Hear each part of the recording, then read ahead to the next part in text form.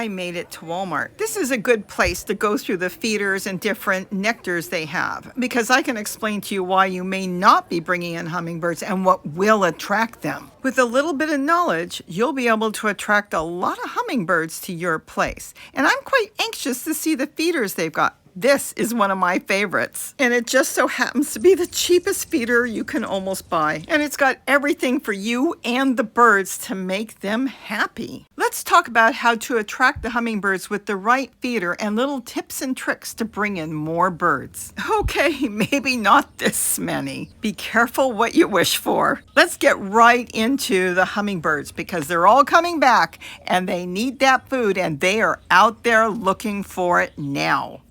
Well, so many of you are telling me they're back on the East Coast. They're coming up to Canada. They're almost there. They are there. Well, the hummingbirds are just looking for food, places to nest and eat and bathe and everything.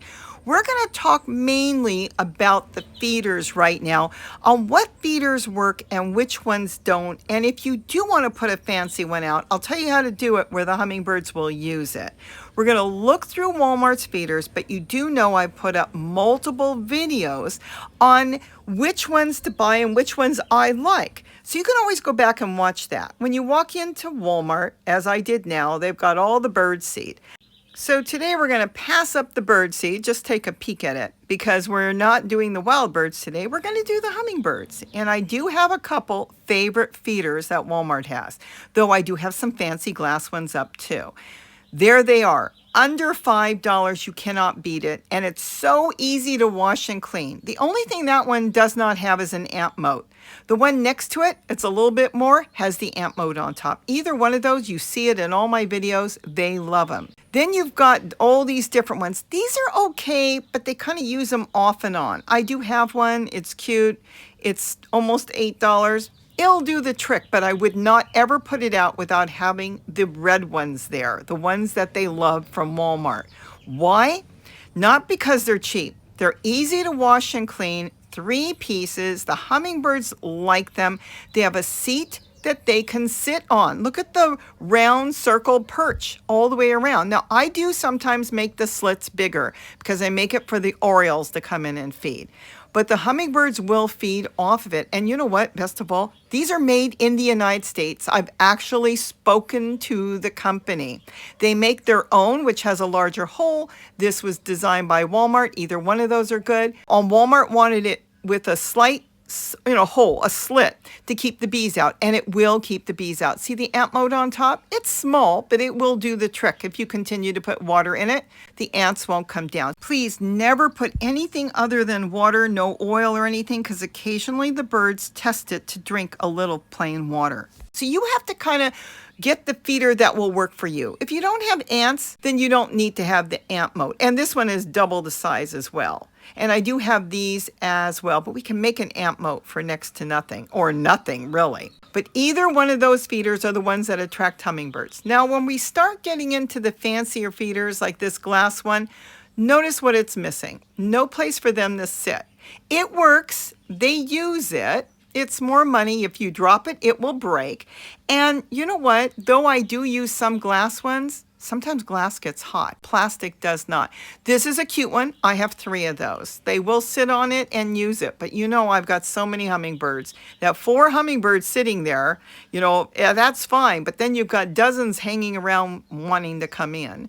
And so sometimes they're not happy, but I do have them out there. Make sure when you buy it that you've got the hook with it. Sometimes the hook could be missing. So make sure when you go into the store, it's got it. This one is okay, but I will tell you, and it's glass, that if you're dealing in a really hot area, the glass again can get hot. And the other thing I don't like is it's really hard to clean. The more little fancy doodads they do in their flowers, the more place for mold to grow. Yes, you can scrub it out with baking soda or a little bleach or soap and water and a toothbrush, but why should you have to go through that? Now, this is the common one. I started with this one. It's got the bee guard. There it is. It's got the flowers. It sits 4 birds, but it's got a very small opening, and they call that an amp moat, but it's really not much of an amp moat. The hummingbirds do like it. It is bee-proof, unless it's swinging too much. It's a nice feeder because it is recognized by the birds. And that can be very important. So if you want to put out a fancy feeder, put something out that the birds know. And even the Walmart one for $4 will bring in a ton of birds. That could be the most important thing to remember. And then there's plastic and metal on that. Again, you're going higher in price. Some people have told me the metal has rusted out on them. That was interesting because I use some of them, but I don't use it that often. I put them out, I wash them, I bring them in, and then that's that. Then they've got all their nectars. And yes, they've got red in it. I don't know. I will tell you. Some of you told me, you do need to buy it, and that is fine. Go through and pick out the one that you think is the best for the birds for you, but they can get pricey. I make mine with 1/4 cup of white granulated sugar and 1 cup of water. I've got the formula up there everywhere. A hummingbird swing. Now that's cute, and it's wide enough for them to land on. Remember, they have a wingspan that's beating so fast that they need space to land. It is very cute, $5, and it might be worth getting, but keep in mind, you could have one that's very territorial that's going to hang out on the swing and chase everybody away all day. Okay, so now they sell ant guards. Again, I've got many videos on how to make them for free, but if you don't have the time, of course, you can always buy one. They'll last forever. Now, I'm not familiar with this one. Usually you add water to it. This has some sort of insecticide or ant repellent, so you buy to your own discretion. I don't know what it is. And then, let's see, $13.38 for... Interesting. You're going to fill the bottom and it will feed 3 birds. So basically it just has a base. All right, this one, I don't know. They don't have bottoms. I think they're supposed to have bottoms. I have no idea how this must go on a jar or something. There must be something with it for $18, or the bottoms were missing when they came in. I can't tell you that much about them, but they had them there.